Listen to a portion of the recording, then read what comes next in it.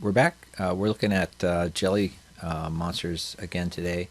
What we're looking at is creating limits to keep the jelly from going. If you want to keep the jelly in a specific area, you can set these enemy limits. And then we're also looking at dealing with ramps. How do the jelly monsters deal with ramps? So we're going to start with creating a new object. Let's see if we have the sprites for it first. Delete this one. It looks like it's superfluous. And we're looking in hazards. Something called object enemy limit right there. That one. That's the object we're going to create today. Looking here. We'll put it under the same spot. And it's not really a hazard. It's kind of stretching the definition of a hazard, but it has something. It's related to hazards. Object, and we'll call it obj underscore enemy limit. That's what we're doing. The sprite, we'll use this sprite. They'll never see that though, because this object's always going to be invisible in the actual game. So we're going to uncheck the visible one. It'll only be visible when you create the room, but not when you play the game. Now I'll go to the jelly and see how the jelly is going to interact with that ramp. So here's our object jelly. Here's our step event. And what we're going to be looking for is an object object ramp up ahead of the jelly. I'm just trying to figure out exactly where to put that.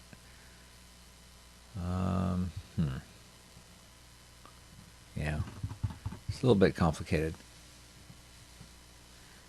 So so we're looking for enemy limit. This is where we're just turning it around, and then we'll deal with ramps in a bit. So so let's do that check object then. We just use this code. Remember, this place meeting is how we're checking objects, because that doesn't seem to be available anymore, perhaps in the drag and drop stuff. What are we looking for? Well, we're trying to see 16 ahead of us for x relative. Y would be 0. And what we're looking for is object enemy limit. Enemy limit. There we go. And what do we do when we hit that or we see that? We just turn it around just like we did above. So we're turning around when we see a hazard. We're turning around when we see an enemy limit and a platform, or the end of the platform. And then we're going to use our move to contact script.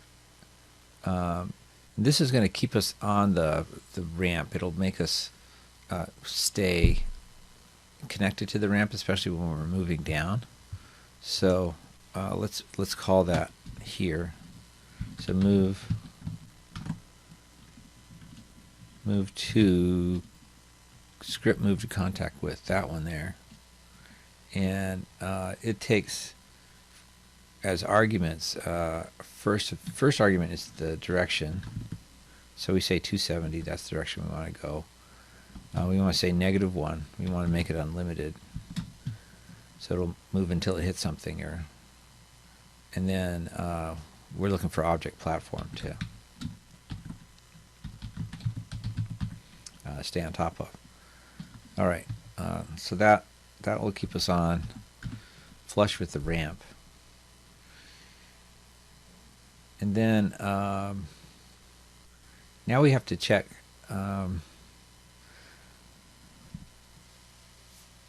well, actually, I forgot one line of code. We want to do this when we don't see a platform up ahead of us or just below us. We want to actually move down. So we're going to ask that question.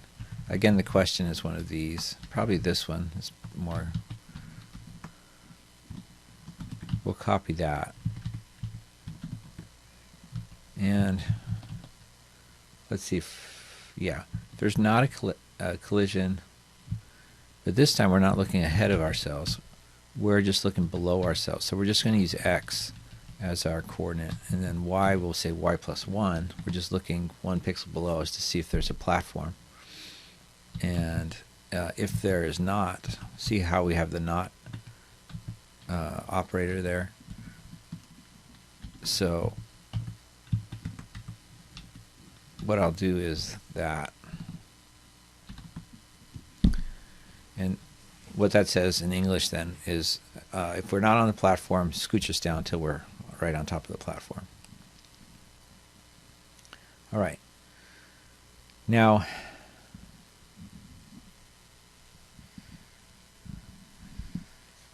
next,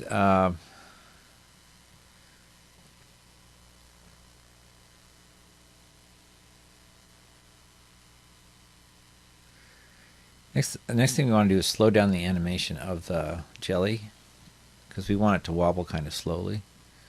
So let's do that. We'll leave the, yeah, so I think, what did we use for animation speed? Let's see if it's there.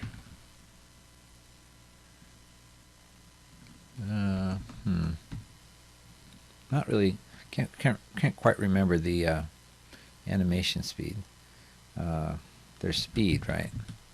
See what we get for that. Image speed. Yeah, maybe it's image speed. You figure they call it animation speed, but yeah, it's probably image speed, so we'll use that. If we're unsure, we can put it in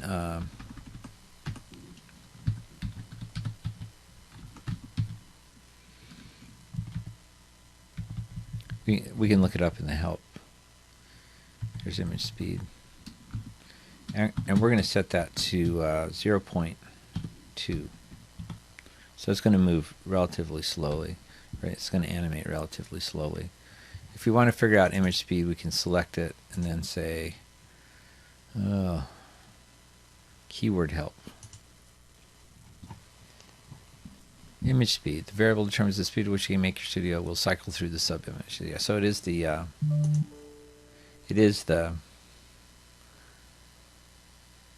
animation speed it looks like. So that's how you get to that. It's just select it and then look it up. And we'll go back to our code then. Here, it's our room. Workspace. Here we are. All right. So we've slowed down the animation. Now we have to check to see if there's a ramp up ahead of us. Okay, and it's going to be a lot like this one. So I'm going to copy this code, and we'll put that down here. A lot of checking in this one. This jelly is more complicated than I thought it would be. And what we're trying to see if there's a up ramp or an object ramp up ahead of us.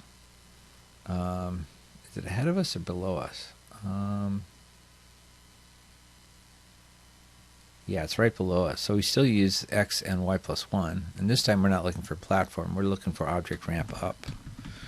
And that'll find all the up ramp pieces because they're all children of object ramp up.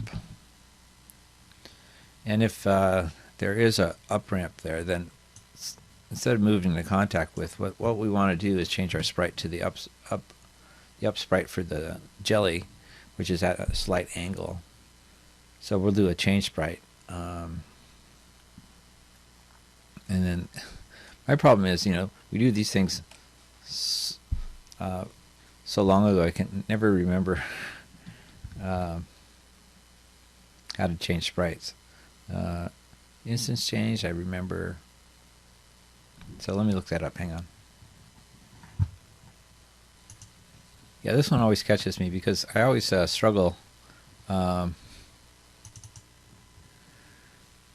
with this one because there is no function that does this. You just change a variable, actually.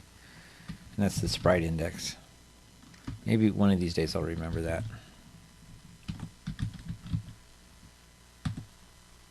And we'll set the sprite index equal to sprite jelly up. And that effectively changes the sprite.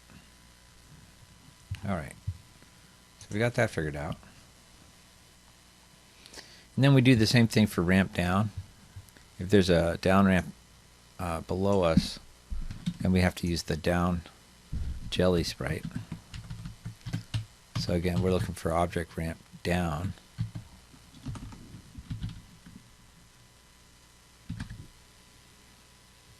And then we'll change to the jelly sprite down. Or sprite jelly down. Alright. So got that.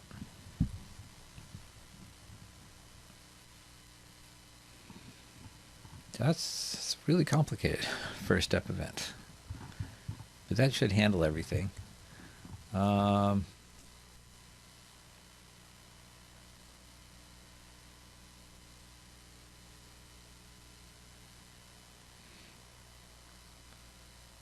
then what we want to do is add a collision event between the jelly and the ramp.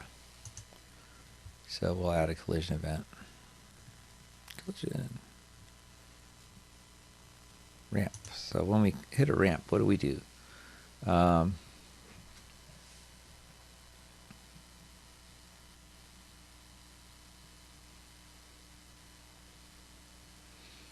This is a little confusing for me because what it wants us to do is when we hit a ramp, it wants us to set the y value to -2, which moves it up a little bit, which seems odd. I'm not sure why we would want to do that. But let's just convert this to GML. And then we'll say y equals, it's not typing, y equals y plus 2. So we're just adding 2 to y. And there's other ways to write this, but I'm trying to keep it clear. And then what we do is a move to contact with.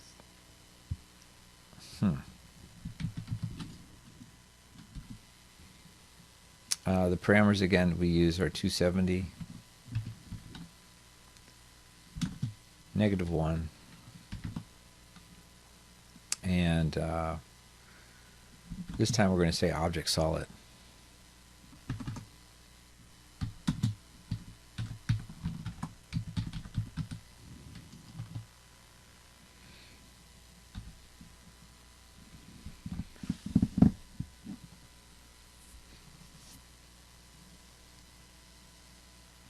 So when this is so that the jelly can actually climb up slopes. But again, I'm a little bit bothered by it. Instead of object ramp up, we're just doing object ramp. So that means going down too. It will move it up and then down. Seems kind of clunky. But we can give it a try. Okay, so how do we add the jelly to the room then? Let's look at our room. We have a jelly right here. We were testing the jelly to see if it turns around when it sees a hazard. We've seen that. So let me zoom in on that. And say we want the jelly to go back and forth in a certain area. Let's get to object resource mode so we can get rid of that. And we have to do that. Select it. We're on the wrong layer. Instances layer. Here we go. So I'm deleting the spike. And what I'm going to do is I'm going to keep the jelly in a certain area. So I'm going to put these object enemy limits. I'll drag one of these on. Say I don't want them to go off screen, so maybe there. And then another one. When it hits the wall, you would turn around. So maybe another one here. So I want them to be annoying right here, let's say. The other place we need to test is, over here. Zoom out a bit.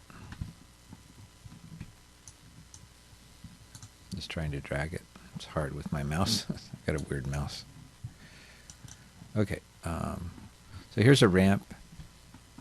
We certainly don't want the the jelly to go flying off the ramp here at the end. So we put an object enemy limit there too.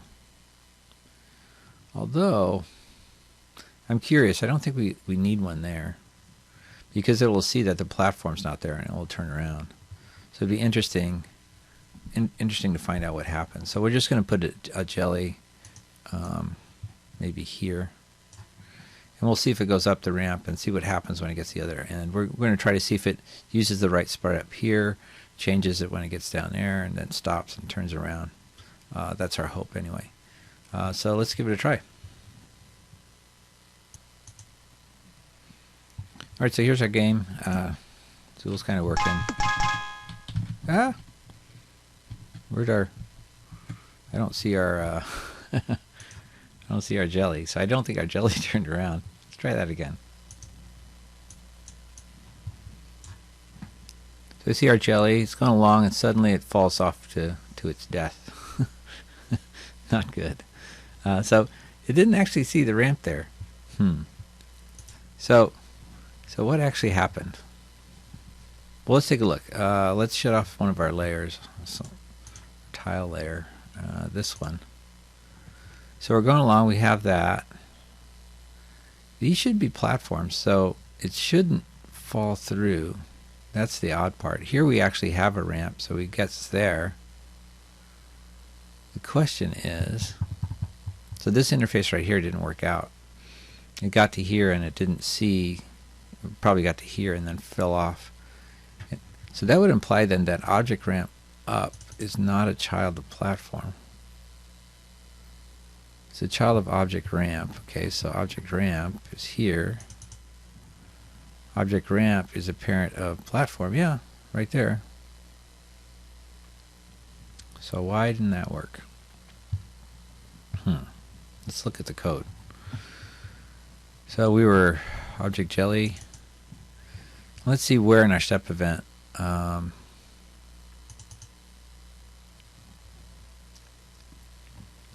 where that failed. First, we check to see if there's not a platform in front of us, and if there isn't, we turn around. Well, we didn't turn around. We just fell to our death. So it didn't recognize that there wasn't a platform there. It saw the platform, I guess. And then, was there a hazard in the way? No. Here I copied this code, and here we're looking for enemy limits. I should probably change this. And enemy limit is in the way. If it does, it turns around. So that wasn't our problem. If there's not an object platform out or below us, then we move to contact until there is. So yeah, that makes sense.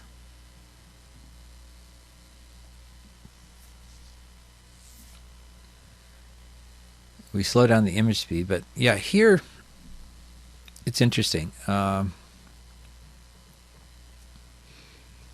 so that one spot where we, in the collision event with object ramp, it's almost as if that collision never happened, actually. But here we get to the end of the platform, and we say if there's not a platform there, then we, or right underneath us, then it moves it onto the platform. So that might be part of the problem.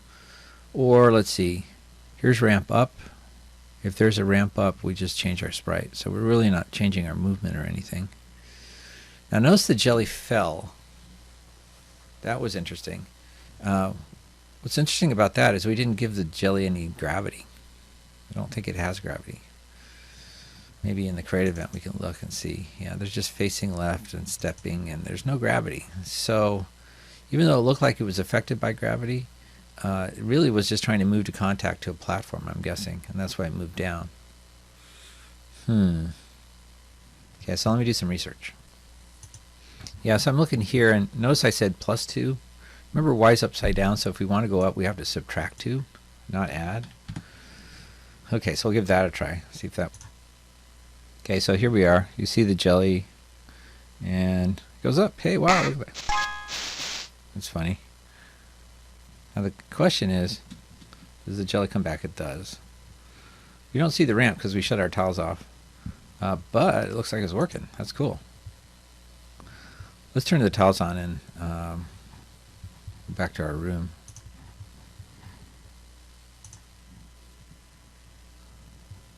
And we'll try this one more time. So there's our jelly. Yeah, and turned around. So we saw it there for a second. All right, so here you can see I've got Zool out of the way on the wall, so he doesn't get hit by the jelly. But you can see the jelly's going back and forth. Oh, we look at a little problem there. See right there where it got to the platform? It didn't change back to...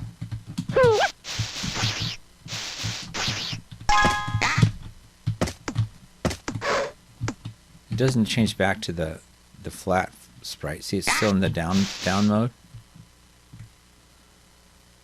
It does change to... I guess that's up. So we've got to fix that, but generally working. Let's see if we can fix that. All right, so what we forgot to do is here is when we do see that there's a platform there, we have to change our sprite index here. We'll set it equal to sprite, just the normal jelly. And then later on that might get changed again depending on whether it hits a ramp or not. But the default's going to be object jelly, and that should fix it. So I think we're done with the jellies. Oh, finally. Not quite, though. We still need to be able to kill them by jumping on their heads. But the movement's there. The up and down the ramps is good. It's noticing the object enemy limits. So I think, yeah, for the most part, the jellies are done. All right, thanks.